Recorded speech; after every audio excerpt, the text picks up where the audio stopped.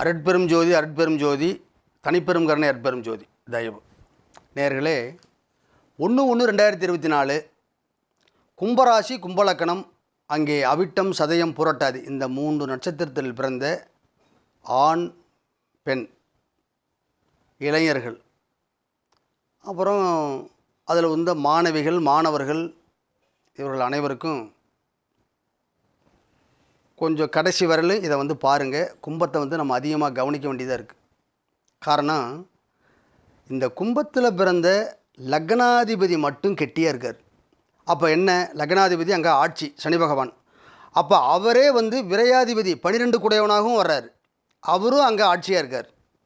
அப்போ உங்களுக்கு ஒன்றும் பெரிய சேதம் விரயம் ஆபத்து சிக்கல் என்னடா இப்படி ஆயிடுச்சே அப்படிங்கிற கவலையெல்லாம் இல்லை. ஆனால் லக்னாதிபதி ஆட்சி கரெக்டு. இப்போ இந்த 1/1/2024 இந்த வருஷம் பிறந்திருக்குது பார்த்தீங்களா, 12 மணி 1 நிமிடத்துக்கு. அப்போ அது என்ன லக்னம் விழுகுது அப்படின்னா, கன்னி லக்னம் விழுகுது. ராசி சிம்ம ராசி வருது. சந்திரன் மகத்தில் இருக்கிறாரு. கேது திசை நடக்குது. இது தாங்க 2024 பிறந்த பலன். இது கும்பராசிக்கு என்ன செய்ய காத்திருக்குது? ஃபஸ்ட்டு,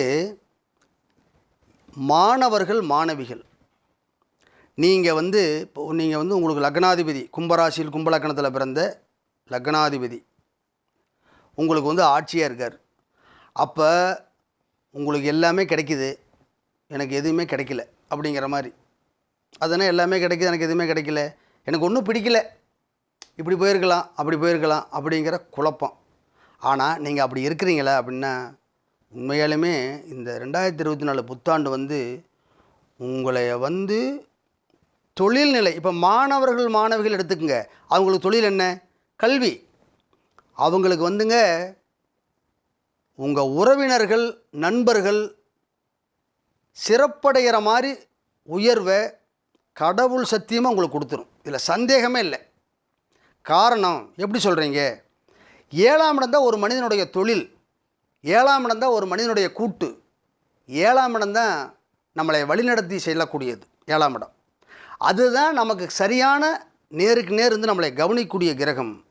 அவள் கும்பலக்கணத்துக்கு 7 குடையவன் யாருங்க, சூரியன். அவர் இந்த லக்ன ராசி அந்த 3 நட்சத்திரத்தில் பிறந்த அந்த வேந்தர்களுக்கும் 11ஆம் இடத்துல இருக்கார். யாருங்க, சூரியன். அங்கே 11ஆம் இடத்துல செவ்வாய் பகவான் இருக்கார்.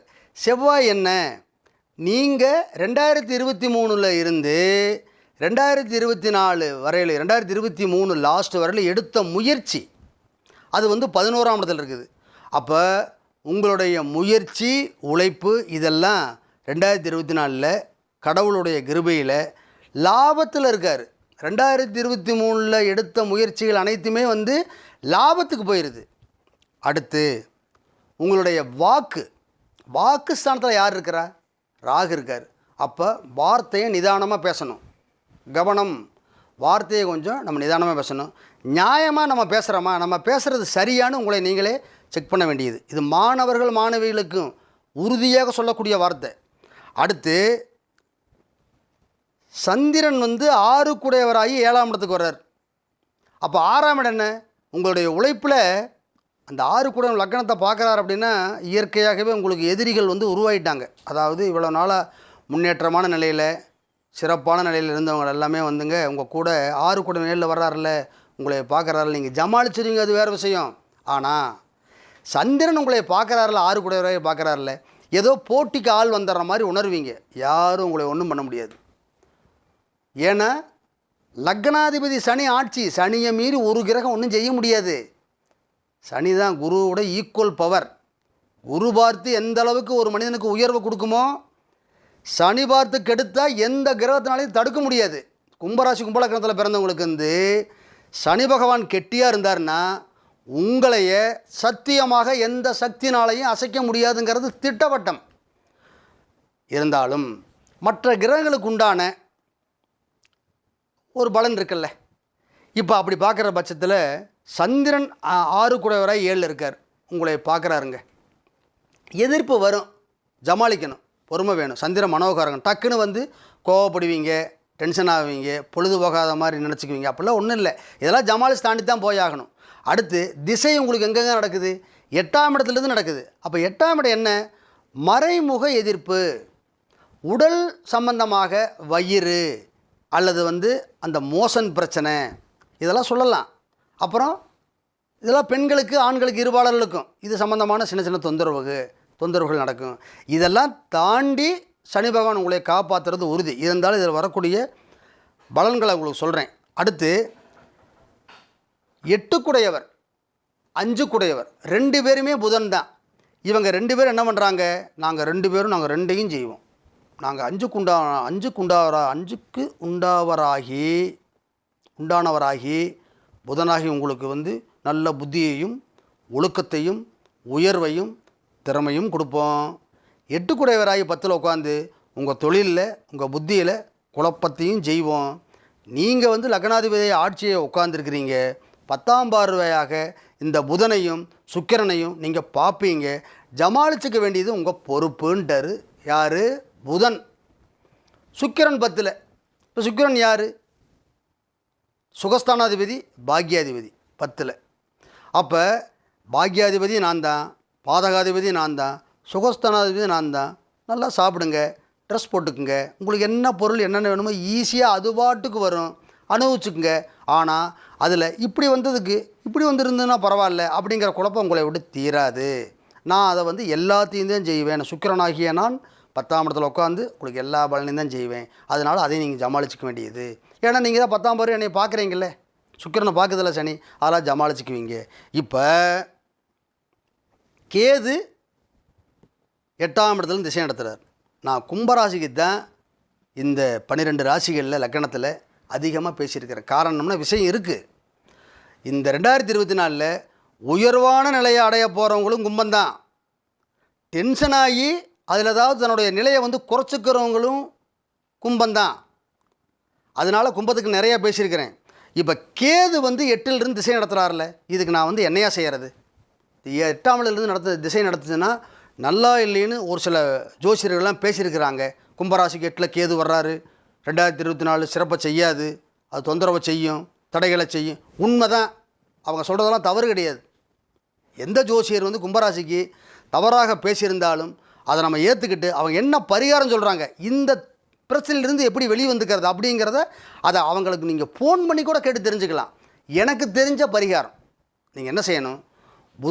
புதன்கிழமை கண்டிப்பான முறையில் ஆஞ்சநேயர் கோயிலுக்கு போயிடணும்.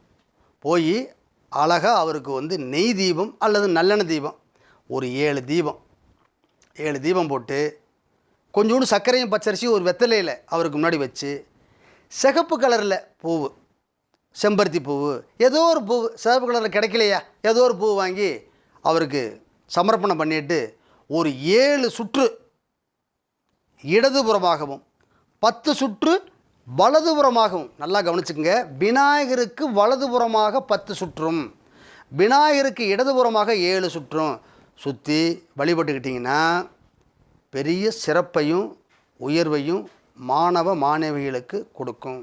சரி, மாணவ மாணவிகள் முடிஞ்சதுங்களா? இப்போ வயதானவங்க, தொழில் செய்கிறவங்க, ஒரு வேலை பார்க்குறவங்க, இவங்கெல்லாம் ஆணாக இருந்தால் மனைவியிடமும் பெண்ணாக இருந்தால் கணவனிடமும் கேட்டு ஒரு காரியத்தில் இறங்கிக்கணும். இந்த கொஞ்சம் வயதில் இது ஆண் பெண் கணவன் மனைவிகளுக்கு சொல்கிறேன். இப்போ வயதானவங்களுக்கு தயவு செஞ்சு உங்கள் பிள்ளைகளுடைய பேச்சை கேட்டு இந்த கக்கூஸ் போகிறது, பாத்ரூம் போகிறது, லைட்டை போடாமல் திடீர்னு எந்திரிக்கிறது, ஒரு பாதுகாப்பு இல்லாத நிலையில் இருக்கிறது, இவங்கெல்லாம் தயவு செஞ்சுங்க யாராவது கூப்பிட்டு எந்திரிக்க உட்கார, பாத்ரூம் போகும்போது நல்ல வெளிச்சத்தை போட்டு பாத்ரூமுக்கு போயிட்டு வர இருந்துக்குங்க. காரணம், ஏதோ ஒரு பொருள் இருக்கிற மாதிரி இருக்குது, நம்ம கண்ணுக்கு தெரியாது, தட்டி விட்டுரும். அப்புறம் படியில் இறங்கும்போது சூதானமாக இறங்கணும். இது வயது, உங்கள் வயதை பார்த்து நடந்துக்குங்க. வயதானவர்கள் உங்களையே நீங்கள் நம்பக்கூடாது, இன்னொரு துணையை தேடணும், இதில் சூதானமாக இருந்துக்கிறது அப்படின்னு கூறி, இதில் ஃபஸ்ட்டு அவிட்டம், இந்த கும்பத்தில் அவிட்டம், சதயம், பூரட்டாதி இந்த 3 நட்சத்திரம் இருக்குது. இப்போ பொது பலன், அவிட்டம் சிறப்பான நிலைக்கு வர்றார்.